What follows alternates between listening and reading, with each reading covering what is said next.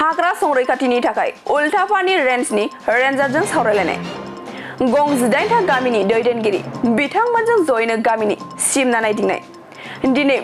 बिसमुरि दख'रा एबसुनि आफादगिरि अर्नब बसुमतारी आरो गाहाय नेहाथारि कार्तिक नार्जारिनि दैदेननायाव दख'रा एबसुनि मोनसे हानजाया दासिमाव जेसेबांनाखि हाग्रा दं बैफोर हाग्राफोरखौ माबोरै रैखाथि होनानै दोननो हायो बेनि सायाव उल्थापानि रेन्जनि मानगोनां रेन्जार बिथांजों सावरायलायनाय जायो आरो सावरायलायनाय बादियै थाबैनो फेन्सिं होनाय एबा सिमना जाबथेनो थि खालामनाय जायो लोगोसे हाग्रा ओनसोलजों नांजाबनाय गासै गं 18था गामिनि दैदेनगिरि बिथांमोनजों जयैनो गामिनि सोरगिदिं सिमनाफोरखौ नायदिंनाय जायो आरो जायफोर गामिफोरा थिखानाय हाग्रा ओनसोलाव हाबबाय बैफोर गामिनि नखरफोरखौ बोखारनानै गुबुन गामियाव थानायनि राहा खालामनो थाखायबो गामिनि दैदेनगिरि बिथांमोनजों सावरायलायनाय जायो बे नायबिजिरनाय हाबाफारियाव दख'रा एबसुनि आफादगिरि अर्नब बसुमतारी गाहाय नेहाथारि कार्तिक नार्जारि बोसोनगिरि रिंसार नार्जारि मनेस्वर बरगयारी लेङाइ आफादगिरि जोंलारि बसुमतारी मिथिंगा बसुमतारी नेहाथारि मिथुन बसुमतारी रन्जन बसुमतारी सोलोंथाइ नेहाथारि सोमदोन नार्जारि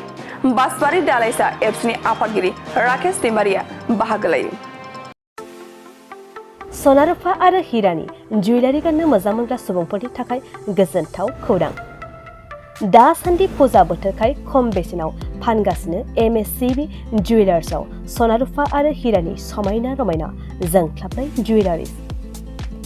MSCB जुवेलार्सआव मोननो हागोन राजकोट जुवेलारि कास्टिं जुवेलारि कलकाता जुवेलारि मेसिनजों बानायनाय जुवेलारि आरो आखाइजों बानायनाय जुवेलारि